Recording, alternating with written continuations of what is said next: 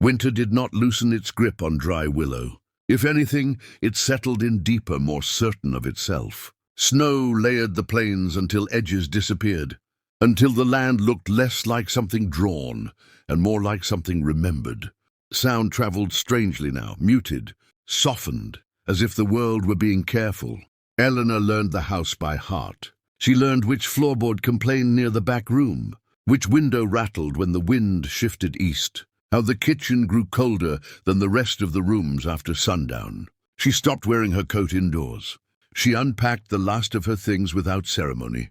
The leather case went under the bed, empty now, its job finished. Every morning she walked down the hill, not because she had to, but because she wanted to. Margaret noticed, of course. She noticed everything. "You're making tracks," Margaret said one morning as Eleanor brushed snow from her boots inside the station office. "Someone has to," Eleanor replied. "Otherwise the ground forgets." Margaret huffed, half a laugh. "That sounds like something someone who's staying would say." Eleanor didn't deny it. They fell into a rhythm without naming it. Eleanor helped sweep the platform, learned how to read the old timetable even though it hadn't changed in years. Margaret showed her how to listen for the train before. It was visible how the rails sang faintly if you paid attention. "Most people hear noise," Margaret said once. "Few hear intention." One afternoon a man got off the train. That alone felt like a disruption. He wasn't dramatic about it. No hesitation, no scanning the horizon. He stepped down, adjusted his hat, and picked up a parcel from the baggage car. Mid-30s, maybe older, weathered in a way that suggested long distances rather than hardship. "Afternoon," he said. Margaret nodded. "Afternoon?" He glanced between them. "This dry Willow?" "It hasn't moved," Margaret said. He smiled. "Good. He stayed only an hour. Picked up mail that hadn't been collected in weeks. Asked no questions. When the train returned, he boarded again without comment. But after he left, the station felt altered, as if the land had been reminded that people still passed through. Eleanor felt it too. That evening, she didn't light the fire right away. She sat at the kitchen table, hands wrapped around a mug, staring at the window. The lamp outside glowed steadily, cutting a soft path through the dark. She thought of the places she'd lived before. Apartments stacked like boxes, streets loud with movement but empty of meaning, always passing through, always preparing to leave. The house creaked, not sharply, not in warning, just acknowledgement. Later that week, Eleanor found the trunk. It sat in the back room, tucked beneath an old quilt, as though someone had tried to forget it gently. Inside were small things, letters tied with string, a child's wooden toy, a photograph faded almost beyond recognition. A family. Not tragic, not dramatic, just gone. Eleanor didn't bring the trunk downstairs. She didn't tell Margaret right away. Some things felt like they needed to be sat with before being shared. The next train day came quietly. No one stepped off. But Eleanor stayed on the platform long after Margaret locked the office. "Do you ever get tired of waiting?" Eleanor asked. Margaret thought about it. "Waiting implies something owed," she said. "I think I'm just present." Eleanor nodded slowly. That night, she moved the trunk into the light and cleaned each item carefully. She placed the photograph on the mantel, the toy on the shelf, the letters back where they belonged, but no longer hidden. The house felt fuller afterward, not crowded, acknowledged. Snow fell again, softer this time. From the station below, Margaret could see the lamp glowing on the hill, steady and unafraid of the dark. And Eleanor, standing in the doorway of the house she had chosen, understood something simple and irreversible. Some places do not ask to be saved, they only ask to be stayed with. Spring arrived the way it always did in dry Willow. Not all at once, and not with any need to announce itself. The snow thinned before it vanished. The ground darkened. The air softened, carrying the faint scent of thawed earth and old grass. The plains did not bloom dramatically. They simply breathed again. Eleanor noticed first in the mornings. The cold no longer bit at her hands when she opened the door. The lamp outside the house stayed lit, but it was no longer the only warm thing in the dark. She stepped onto the porch and listened, to birds she hadn't heard in months, to the creek far below, beginning to speak again. The house had survived winter. So had she. Down at the station, Margaret adjusted her schedule without meaning to. She lingered less in the office and more on the platform, as if expecting conversation rather than departure. When Eleanor walked down the hill now, her boots left prints in mud instead of snow. "Looks like you made it through," Margaret said one morning. "So did you," Eleanor replied. They shared coffee on the bench, steam curling upward and disappearing into the brighter air. The train came that day carrying more sound than usual. Luggage shifted. Voices echoed briefly before fading again. 2 passengers stepped off, travelers passing through, asking directions Margaret had given 100 times before. They didn't stay, but they looked back at the station as they left, as though surprised to find it standing. That afternoon, Eleanor opened every window in the house. Dust lifted, then settled. Light moved freely through the rooms. She took the photograph from the mantel and wiped it clean, setting it back where it belonged. The trunk stayed open now, not displayed, not hidden. In the back room, she placed her leather case inside it. Empty. Finished. That evening, Margaret climbed the hill for the first time.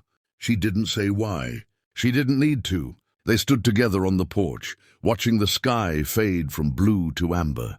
The lamp flickered on automatically, its glow softer now against the coming dusk. "You know," Margaret said, "people used to think places like this needed saving." Eleanor smiled. "They still do." "Anne?"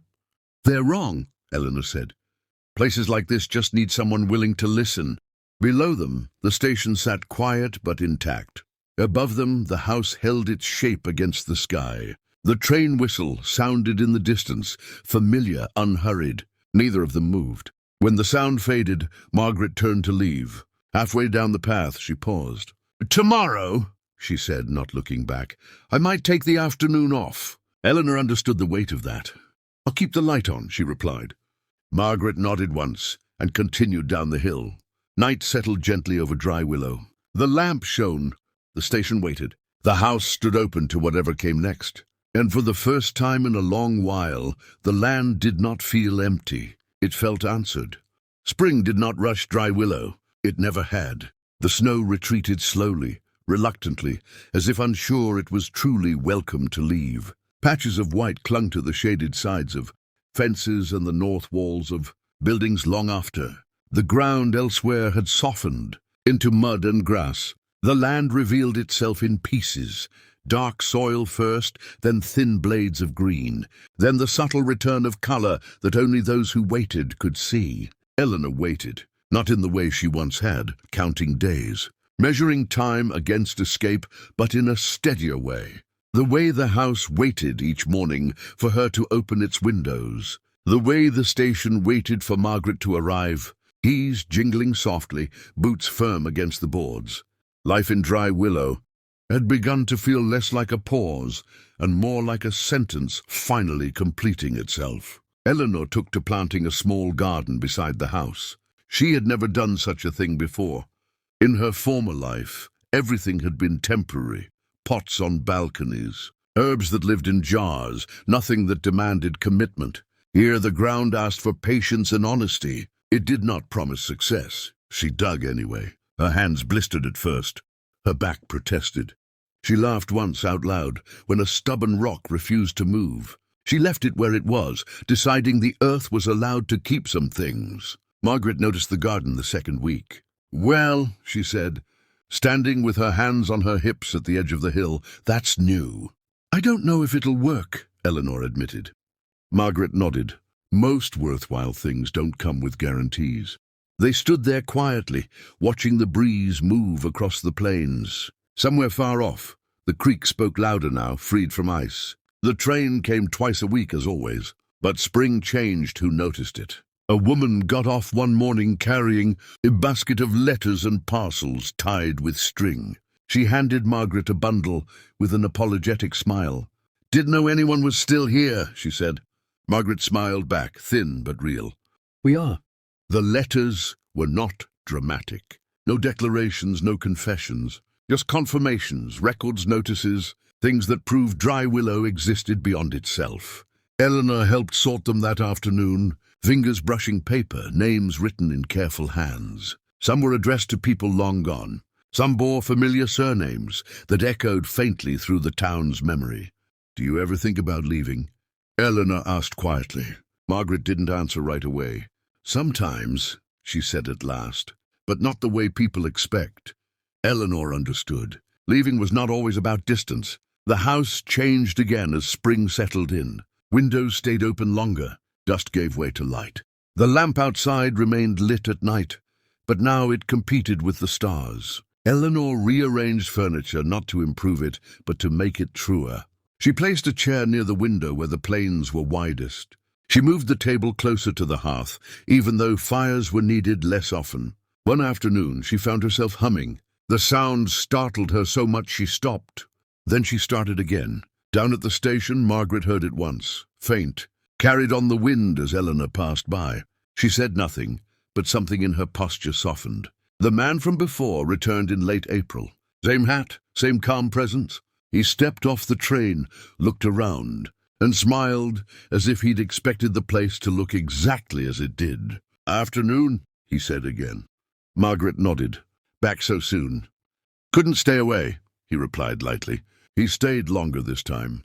Asked about the creek, about the Hill house, about Eleanor, not directly but enough. "She's staying," Margaret said simply. "Good," the man said. "Places like this need witnesses." He left again, but slower, as if measuring the distance more carefully. Eleanor watched the train depart from the hill, hands resting at her sides. She did not feel pulled this time. She felt informed. That evening, she found the first green shoot in the garden. She knelt in the dirt, breath catching, not with joy exactly, but recognition. Something had answered her effort, quietly, without applause. She did not rush to tell Margaret. Some truths felt better held gently before being shared. When she did tell her, Margaret nodded once and said, "That'll change how you see the rest of it." "What?" Eleanor asked. "Everything," Margaret replied. Summer promised itself in pieces. Longer light, softer nights. The land did not erase its scars, but it learned to carry them differently. Eleanor sat on the porch one night, watching fireflies appear near the edge of the field. She thought of who she had been before, always moving, always braced for ending. The thought did not hurt. It felt finished. Below, the station lamp glowed steady. Margaret locked the door later than usual, pausing once to look up at the hill. The house did not look lonely anymore. It looked claimed. And Eleanor, rooted not by obligation but by choice, understood the truth she had been circling since winter. Some lives are not made by leaving. They are made by staying long enough to grow into the place that waited for you.